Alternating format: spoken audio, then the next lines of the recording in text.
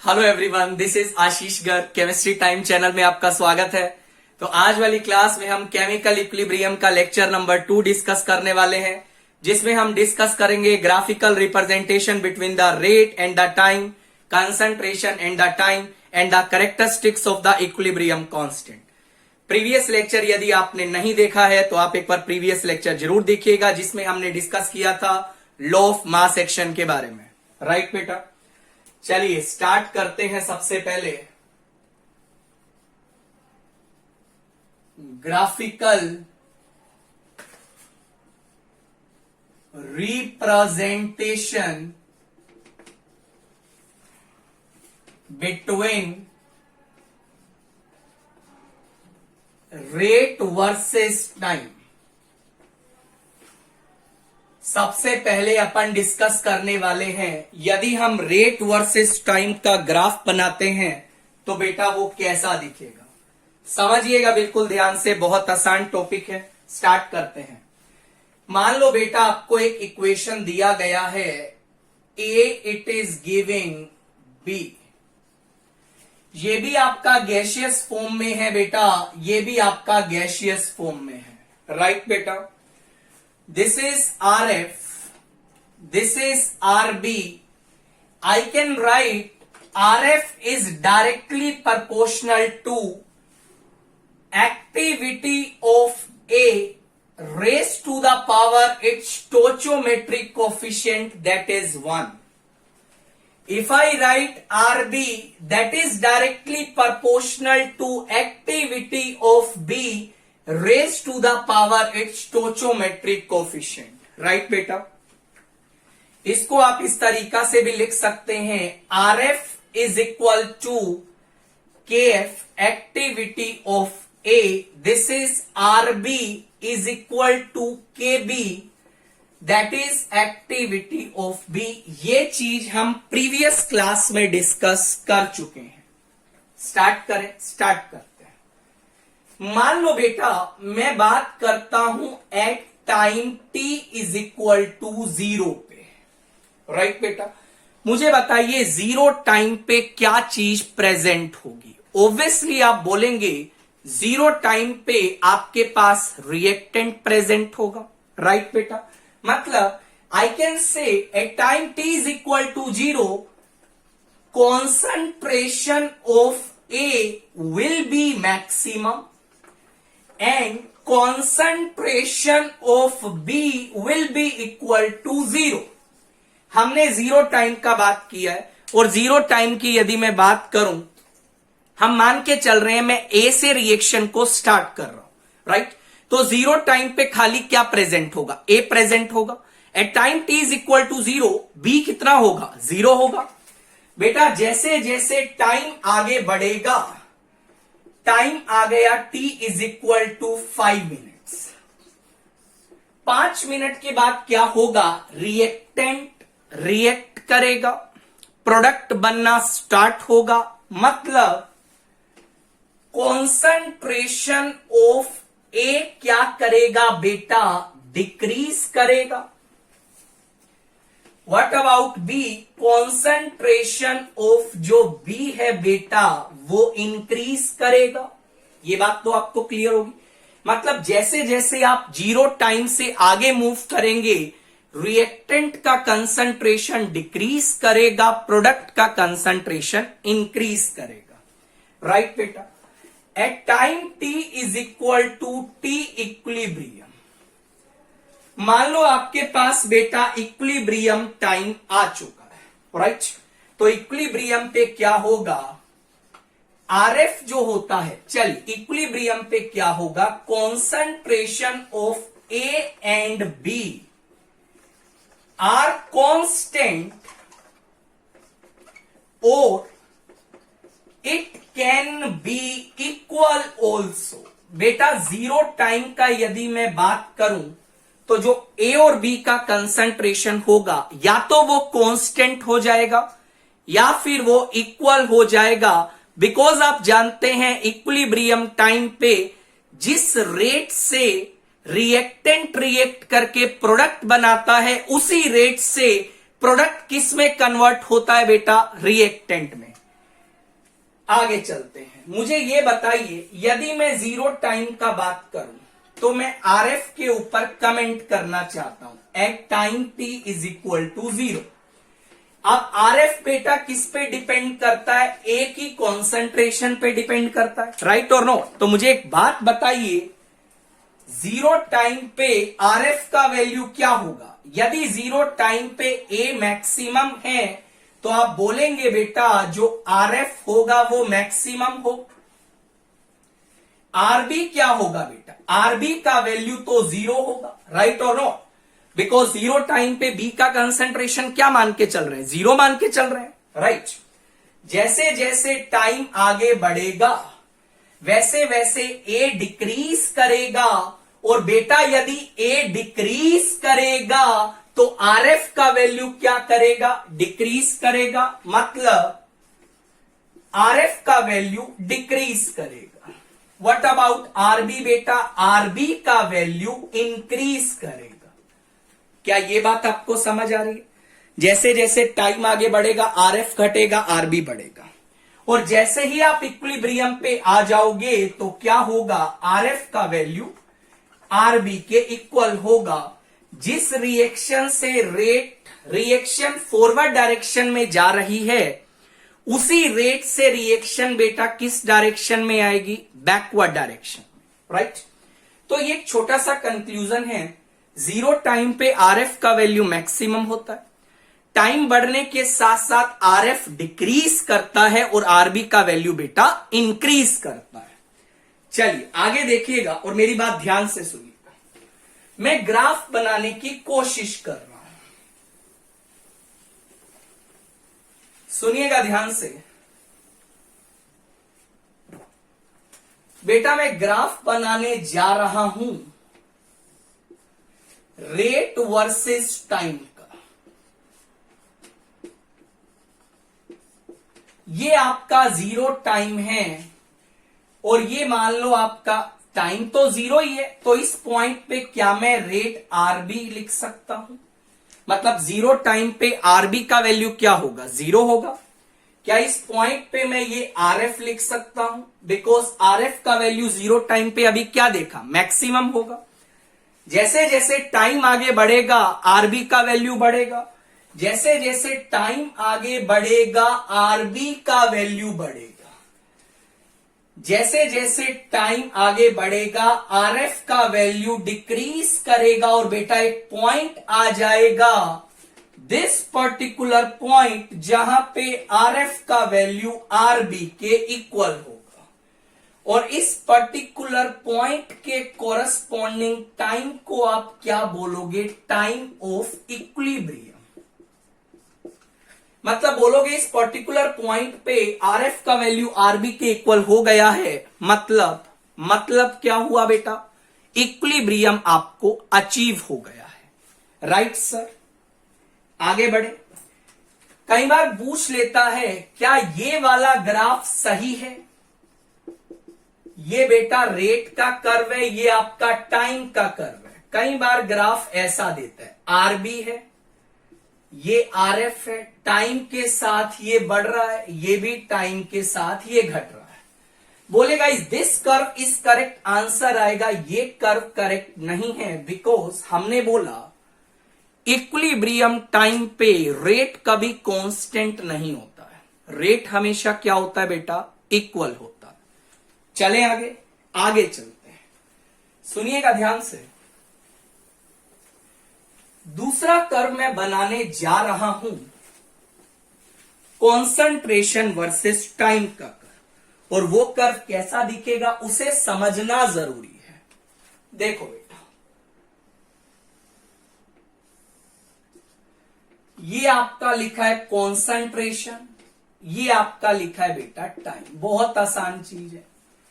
मान लो रिएक्शन आपको दिया है A gets converted into B, तो मुझे ये बताइए जीरो टाइम पे जो जीरो कंसंट्रेशन होगी वो किसकी होगी? बी की होगी, या मैं बोलूं प्रोडक्ट की होगी।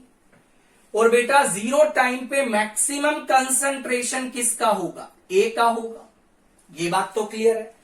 टाइम बढ़ने के साथ साथ क्या होगा? ए डिक्रीज करेगा, बी इंक्रीज करेगा।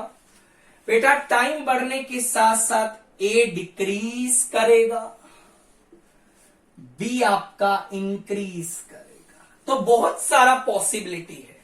आप देखिएगा इस पॉइंट के बाद दोनों का कंसंट्रेशन क्या हो गया बेटा, बराबर हो गया। मतलब आप क्या बोलेंगे, इस पर्टिकुलर पॉइंट को इक्विलिब्रियम पॉइंट बोला जाएगा। मतलब इस टाइम पे आपका इक्विलिब्रियम अचीव हो गया।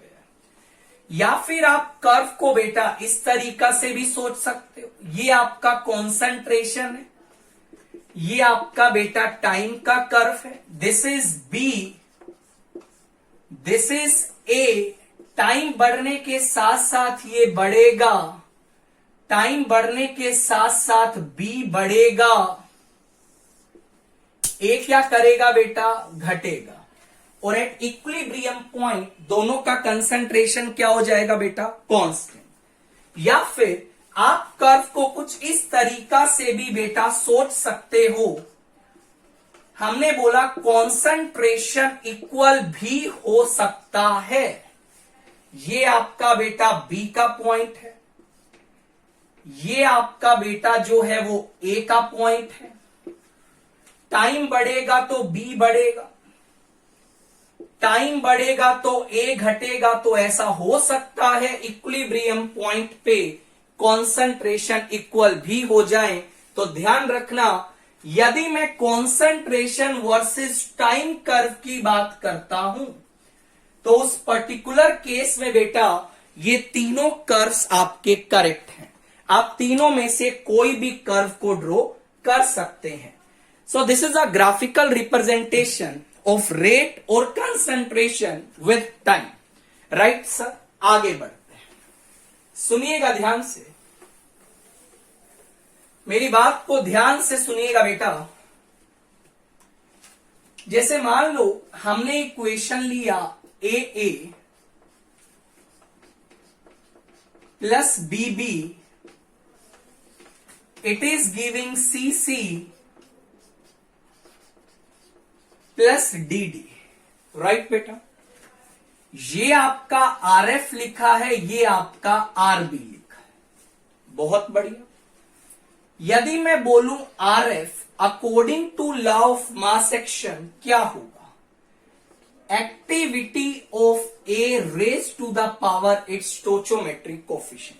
This A is the activity multiplied by activity of B raised to the power its stoichiometric coefficient. I can write RF is equal to KF, activity of A raised to the power A, activity of B raised to the power B. क्या ये बात आपको समझ आ रही है? Obviously yes sir. What about RB? It is directly proportional to activity of C raised to the power C, activity of D raised to the power D. Right sir? I can write RB is equal to KB, activity of C, activity of D raised to the power D. ये आपने RF और RB को लिख दिया। At equilibrium, I can write equilibrium पे बेटा क्या होता है, RF का वैल्यू आपका RB के इक्वल होता है। ये बात तो जानते हैं। जिस रेट से रिएक्शन आगे जा रहा है उसी रेट से रिएक्शन पीछे आ रहा है। मतलब RF और RB इक्वल है। इक्विलिब्रियम की मैं बात कर रहा हूं। I can write KF, activity of A raised to the power A, activity of B raised to the power B is equal to KB, activity of C raised to the power C, activity of D raised to the power D. This is fine बेटा, बहुत बढ़िया। इस equation को थोड़ा rearrange करते हैं। I can write KF by KB is equal to activity of C raised to the power C, activity of D raised to the power D divided by activity of A raised to the power A, activity of B raised to the power B. This is fine बेटा। और बेटा ये जो rate constants का ratio आया है इसी को बोला जाता है K equilibrium. It is nothing, it is equilibrium constant. क्या बोला जाता है बेटा? Equilibrium constant. छोटा सवाल, व्हाट इज इक्विलिब्रियम कांस्टेंट? एक लाइन में, it is the ratio of the rate of forward rate constant, rate constant, forward rate constant to the backward rate constant. Right बेटा? तो इस तरीका से आप लोग इक्विलिब्रियम कांस्टेंट को लिख सकते हैं. मैं थोड़ा और मॉडिफाई करने की कोशिश करता हूं, सुनिएगा मेरी बात को ध्यान से. तो देखिएगा आपके पास क्या रिजल्ट आया. ये इक्वेशन थी A A plus B B C C D D. हमने लिखा equilibrium constant is equal to K F by K B is equal to activity of C raise to the power C, activity of D raise to the power D, divide by activity of A raise to the power A, activity of B raise to the power B. ध्यान रखना, what is this term? Equilibrium constant. और बेटा equilibrium constant को दुनिया का एक ही ताकत हिला सकता है, दैट इज टेम्परेचर. याद रखना, ये टर्म लास्ट तक यूज होने वाला है. It is a function of temperature only. कभी कभी एग्जाम में बहुत बड़े सवाल आते हैं, हमने प्रेशर चेंज कर दिया, मोल्स चेंज कर दिए, वॉल्यूम डबल कर दिया, वॉल्यूम हाफ कर दिया, कैटालिस्ट ऐड कर दिया, इक्विलिब्रियम कांस्टेंट पे क्या फर्क पड़ेगा? आंसर आएगा बेटा सेम रहेगा. राइट बेटा? आगे चलते हैं.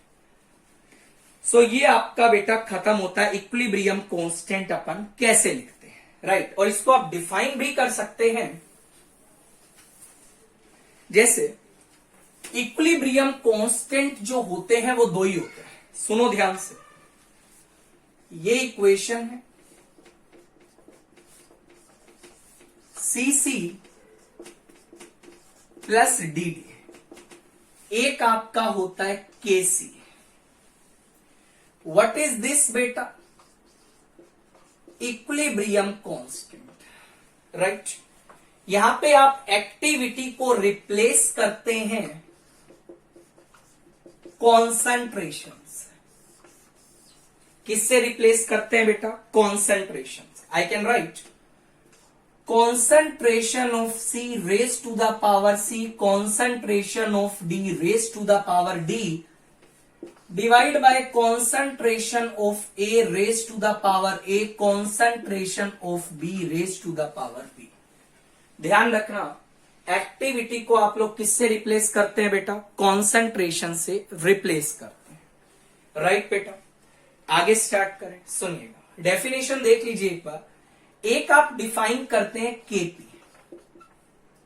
KP is nothing, it is also equilibrium constant. यहां पे बेटा आप लोग एक्टिविटी को रिप्लेस करेंगे पार्शियल प्रेशर से. Partial pressure of a gas. किससे रिप्लेस करने वाले हैं बेटा? Partial pressure of a gas से. जैसे केपी को आप क्या लिखेंगे? Partial pressure of C raise to the power C, partial pressure of D raise to the power D, divide by बेटा partial pressure of A, partial pressure of B. इस तरीका से आप केपी और केसी को लिखते हैं. केसी कभी भी डिफाइन करना पड़े कॉन्सेंट्रेशन के टर्म में लिखिए. सॉलिड्स और प्योर लिक्विड को कंसीडर नहीं करते हैं, उनका एक्टिविटी 1 होता है. केपी आपको कभी लिखना पड़े तो आप प्रेशर की टर्म में लिखिए. आपके दिमाग में क्वेश्चन आ रहा होगा, sir what is the relationship between KP and KC? Everything will be discuss. Right बेटा? आगे देखिए, डिफाइन कैसे करते हैं उसको समझते हैं. इक्विलिब्रियम कांस्टेंट को डिफाइन किया जाता है? देखो भाई, ये क्या है? कॉन्सेंट्रेशन ऑफ प्रोडक्ट, ये भी concentration of product, raise to the power their stoichiometric coefficient. So कैसे डिफाइन करते हैं? It is defined as the ratio of multiplication of concentration of product raised to the power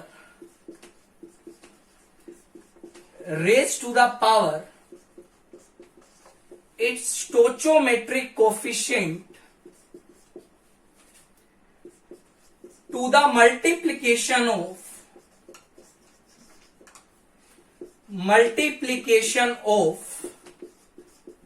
concentration of reactant raised to the power its stoichiometric coefficient। बेटा इस तरीका से आप लोग equilibrium constant को डिफाइन करते हैं। That definition is given in NCERT on any of the book, right बेटा? तो उम्मीद करता हूं आप इक्विलिब्रियम कांस्टेंट का डेफिनेशन बहुत आसानी से सोच सकते हैं। ये आपका प्रोडक्ट ऑफ कंसंट्रेशन है, मल्टीप्लीकेशन है कंसंट्रेशन ऑफ प्रोडक्ट के बीच में, raise to the power their stoichiometric coefficient. ये मल्टीप्लीकेशन बेटा इनका मल्टीप्लीकेशन है, product multiplication of the product, concentration of product, ये आपका कंसंट्रेशन ऑफ प्रोडक्ट है, raise to the power their stoichiometric coefficient, right बेटा? आगे देखिएगा, जैसे एक दो छोटे मोटे सवाल यदि मैं आपसे डिस्कस करूं, मान लो बेटा, मान लो आपको बोला गया, आपको इक्वेशन दिया है N2 gas 3H2 gas, it is giving 2 ammonia gas. मुझे बोला Kp लिख के दिखाइए। क्या लिखना है बेटा? Kp लिखना है। कैसे लिखेंगे? Kp लिखना है तो प्रेशर की टर्म्स में लिखना पड़ेगा। Partial pressure of ammonia raise to the power 2 divide by partial pressure of N2 partial pressure of H2 raise to the power 3, right बेटा? मैंने बोला Kc लिखना। अब Kc कैसे लिखेंगे बेटा? कॉन्सेंट्रेशन के टर्म्स में लिखेंगे। क्या लिखेंगे? Concentration of ammonia raise to the power 2 divide by concentration of N2 multiplied by concentration of H2 raise to the power 3। इस तरीका से आप Kp और Kc को डिफाइन करते हैं। जैसे मान लो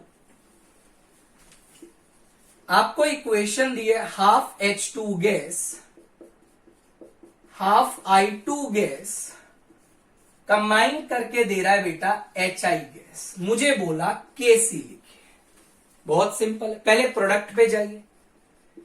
HI raise to the power 1 divide by H2 का concentration raise to the power half multiplied by I2 raise to the power half. I think आपको ये बात पता लग रही होगी। मान लो बेटा Kp लिखने को बोल देता, तो आप Kp कैसे लिखते हैं? Partial pressure of HI raise to the power 1 partial pressure of H2 raised to the power half partial pressure of I2 raised to the power half। This is fine बेटा। मान लो आपको इक्वेशन दिया है calcium carbonate solid, जब ये break करेगा तो calcium oxide solid plus CO2 gas बनाता है, राइट बेटा? मुझे बोला गया Kc लिख के दिखाइए, तो Kc आप क्या लिखेंगे? Concentration of CO2। Sir why you are not taking calcium oxide? बेटा सॉलिड्स और प्योर लिक्विड्स को काउंट नहीं करते हैं। मान लो आपसे पूछा गया Kp लिख के दिखाइए, क्या लिखेंगे? Partial pressure of CO2। तो इस तरीका से बेटा आप लोग केपी और केसी को लिख सकते हैं। उम्मीद कर रहा हूं आपको ये बात भी समझ आ रही होगी। चलिए आगे बढ़ते हैं, सुनिएगा।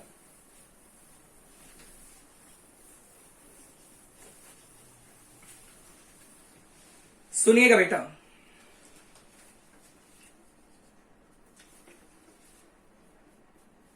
if all the reactants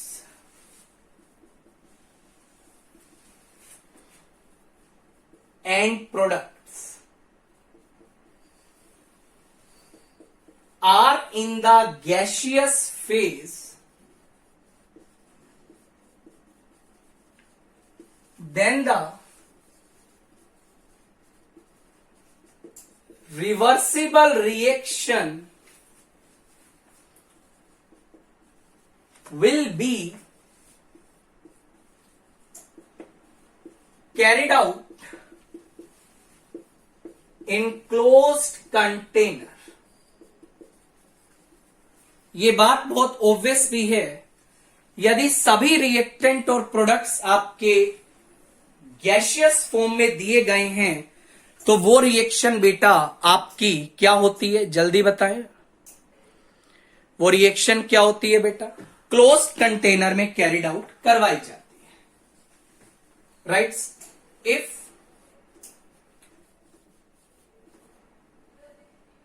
reactants and products are not in gaseous state, then that reaction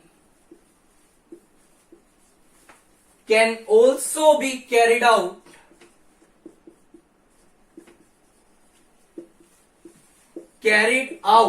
in open container।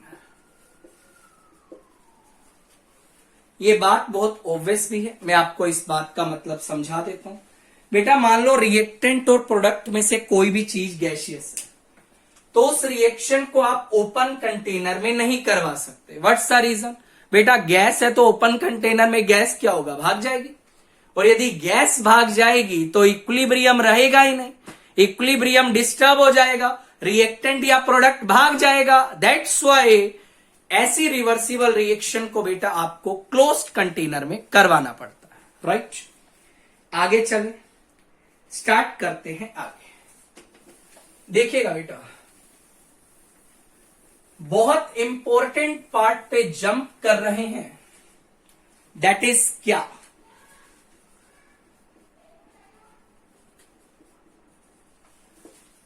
characteristics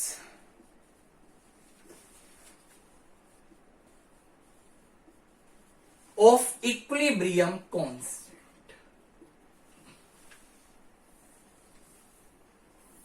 देखो इक्विलिब्रियम कांस्टेंट का क्या क्या कैरेक्टरिस्टिक्स होता है। आप क्या करने वाले हैं, हम लोग रिएक्शन में बहुत सारा ऑपरेशंस लगाएंगे। राइट बेटा, ऑपरेशंस लगाएंगे, देन फाइंड आउट करेंगे इक्विलिब्रियम कांस्टेंट पे उसका क्या फर्क पड़ता है या इक्विलिब्रियम कांस्टेंट कैसे चेंज होता है। राइट, एक पॉइंट ऑलरेडी मैं आपको बता चुका हूं, equilibrium constant is only a function of temperature. Right बेटा, मान लो पहला देखिएगा ऑपरेशन क्या है, समझिएगा। मान लो ये इक्वेशन दिया है, ए गैस से मिला बेटा बी गैस। राइट, मुझे बोला गया केसी लिख के दिखाइए, तो केसी आप क्या लिखेंगे, concentration of B divide by concentration of A. I think इसमें तो आपको कोई डाउट नहीं होना चाहिए। मान लो बेटा आपने क्या किया, इस रिएक्शन को रिवर्स कर दिया। रिवर्स करने के बाद इक्विलिब्रियम कांस्टेंट हो गया के डैश सी। राइट, तो के डैश सी को आप क्या लिखेंगे, this time product is A, reactant is B. और आपसे बोला गया दोनों इक्विलिब्रियम कांस्टेंट में रिलेशन बताइए, तो what you will write, K dash C will be equal to 1 by Kc। ये बात तो आपको पता लग रही होगी। इसका मतलब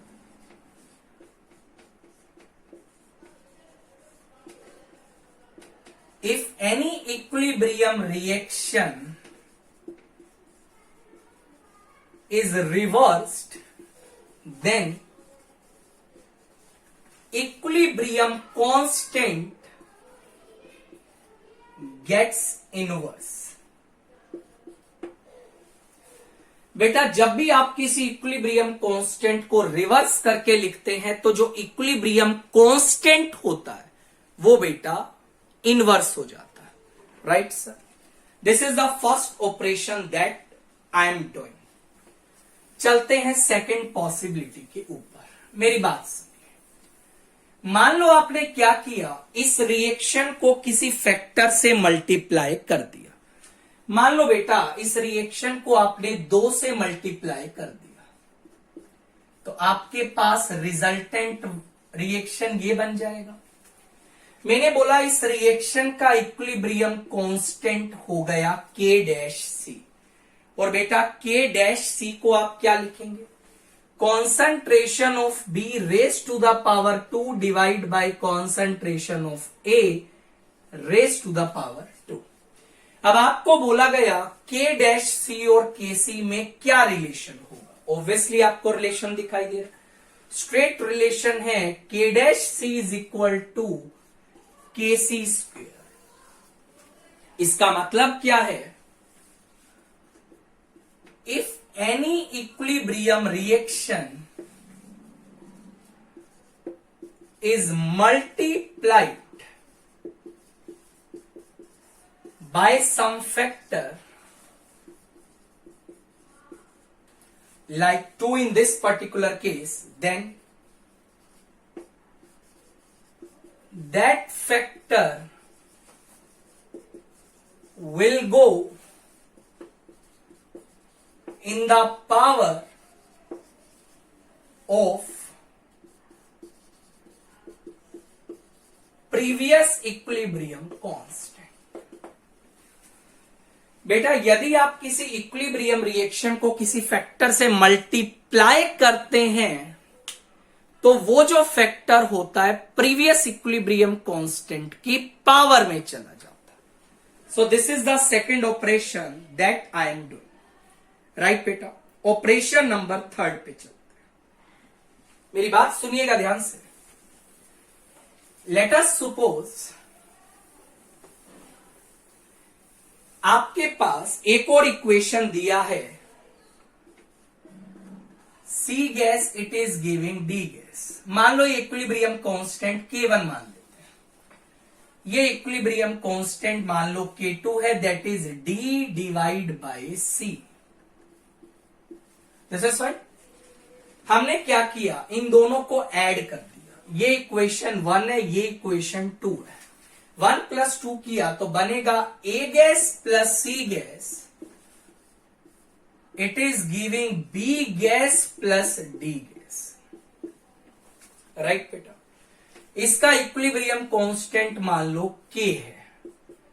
आपको K पहले तो लिखना है, K होगा क्या, K किसके इक्वल आएगा, concentration of B into concentration of D divide by A into C। अब आपको बोला गया K का रिलेशन बताइए K1 और K2 की टर्म में। But I will write what is B by A बेटा, K1 था। What is D by C बेटा, K2 था। तो आपके पास रिजल्ट आ गया K is equal to K1 into K2। ये चीज अपन को क्या सजेस्ट करती है, सुनिएगा। If 2 equilibrium reactions are added, then their equilibrium constant gets multiplied।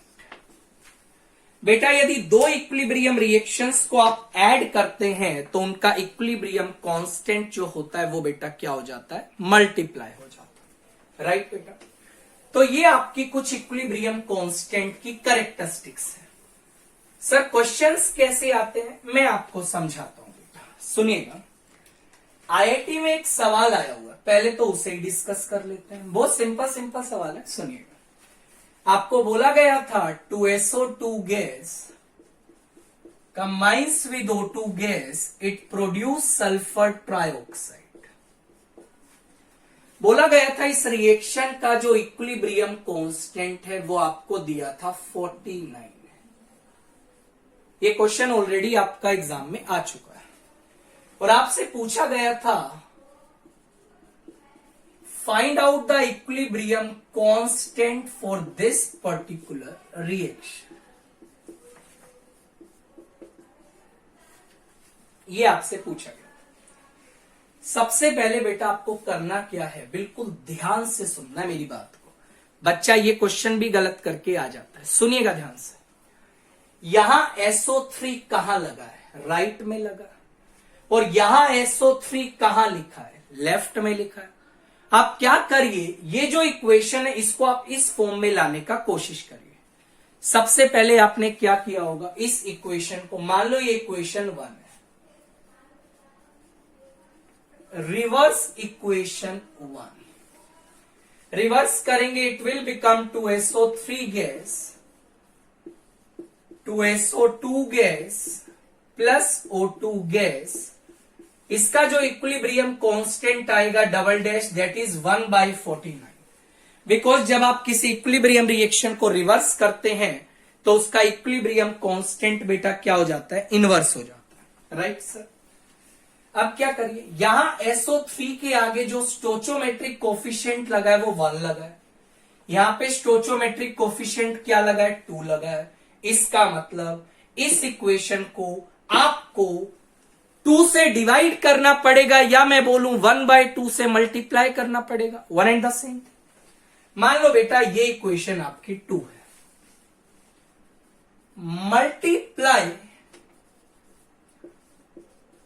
Second equation by 1/2, और बेटा 1/2 से यदि मल्टीप्लाई करेंगे it will become SO3 gas, it will give SO2 gas plus I will gate half O2 gas, right sir. और आप देखिए आपको वही इक्वेशन मिल गया जो हमें चाहिए था। अब मुझे बताइए इसका इक्विलिब्रियम कांस्टेंट क्या होगा। हाफ से मल्टीप्लाई करा तो जहां से ये इक्वेशन आई उस इक्विलिब्रियम कांस्टेंट की पावर में वो फैक्टर चला जाता है जिससे आपने मल्टीप्लाई किया है।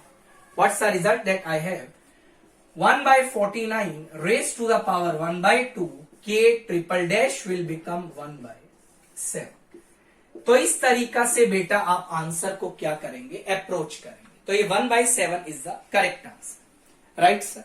एक और क्वेश्चन पे चलते हैं, चलिए एक और क्वेश्चन पे चलते हैं। सुन, बिल्कुल तरीके से चलना है, कोई दिक्कत नहीं। रिएक्शन को जब ऐड करेंगे तो इक्विलिब्रियम कांस्टेंट मल्टीप्लाई हो जाएगा। कभी कभी सवाल ऐसा आता है, बहुत शानदार सवाल है बेटा, जबरदस्त सवाल है, मतलब बहुत इंपॉर्टेंट सवाल है। बोला ए गैस से मिला बी गैस, इक्विलिब्रियम कांस्टेंट है K1। सी गैस से मिला बेटा डी गैस, इक्विलिब्रियम कांस्टेंट है K2। आपसे पूछा गया find equilibrium constant for A gas minus C gas, it is giving B gas minus D gas. अब आप सोचेंगे अरे सर ये क्या कर रहे हो, माइनस में इक्वेशन तो आज तक हमने देखी ही नहीं, तो ये कैसे सोल्व करेंगे। तो बेटा एक काम करिए, माइनस साइन को प्लस बनाने का कोशिश करिए, सिंपल है। क्या करिए, सी को इधर ले जाइए, डी को इधर ले आइए, क्या दिक्कत है, क्या बन जाएगा, A gas plus D gas, it is giving B gas plus C gas, plus बन गया, कंफ्यूज करने के लिए दिया गया, राइट बेटा। सुनिए ये वैल्यू किसके इक्वल आएगी, b/a। आई थिंक कोई डाउट नहीं होना चाहिए, ये वैल्यू किसके इक्वल आएगी बेटा, डी बाई सी। फिर से कोई डाउट नहीं होना चाहिए, बी बाय ए और डी बाय सी। ये वैल्यू जिसका इक्विलिब्रियम कांस्टेंट पूछा गया था किसके बराबर आएगा, B multiplied by C divide by D multiplied by A. अब देखो b बाय ए का वैल्यू किसके बराबर है, K1 के बराबर है। d बाय सी का वैल्यू किसके बराबर है, K2 के बराबर है। तो यार ये वैल्यू क्या आ जाएगा, K1 बाय K2 आ जाएगा। इस तरीका से बेटा आप लोग इक्विलिब्रियम कांस्टेंट को निकाल सकते हैं। Last but not the least एक और क्वेश्चन हम डिस्कस करें। सुनिएगा मेरी बात को ध्यान से, बिल्कुल ध्यान से आपको चलना है, कोई जल्दबाजी नहीं करनी है, तरीके से चलना है, समझते चलिएगा। क्वेश्चन नंबर 3 देखो बेटा, सुनिएगा ध्यान से। इक्वेशन है A gas it is giving 2b gas, equilibrium constant दिया है K1। दूसरा इक्वेशन है 3c gas it is giving d gas, equilibrium constant है K2। तीसरा इक्वेशन है H gas it is giving G gas, equilibrium constant है K3। ये data आपको दिया है। आपसे क्या पूछा,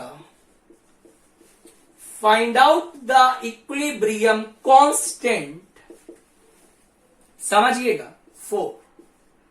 इक्वेशन मैं आपको बना के दे रहा हूं, उसका आपको इक्विलिब्रियम कांस्टेंट निकालना है। ए गैस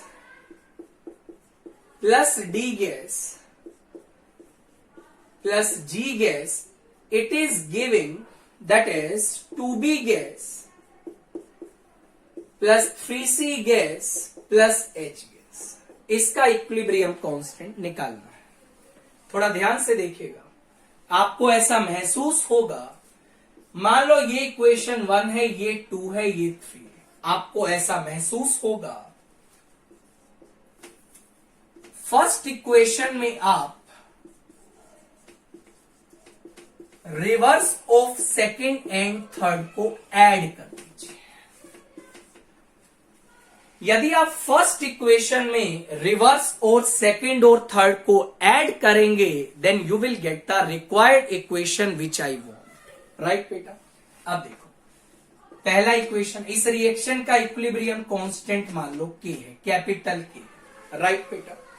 किसके बराबर आएगा समझिए, पहली इक्वेशन का इक्विलिब्रियम कांस्टेंट K1 है, ऐड करना है, ऐड करोगे तो इक्विलिब्रियम कांस्टेंट मल्टीप्लाई होता है। But reverse of second and third, बेटा जब इन दोनों को रिवर्स करोगे यार तो इक्विलिब्रियम कांस्टेंट इनवर्स हो जाएगा। मतलब इनका इक्विलिब्रियम कांस्टेंट क्या है, 1 by K2 into 1 by K3। Add करना है तो ऐड कर दीजिए, multiplied by 1 by K2 into 1 by K3। तो what result I will get, that is equal to K1 by K2 into K3। इस तरीका से बेटा आप लोग इक्विलिब्रियम कांस्टेंट को लिख सकते हैं। रिएक्शन में कोई भी ऑपरेशन लगा सकता, बिल्कुल समझदारी से काम करना है, राइट बेटा।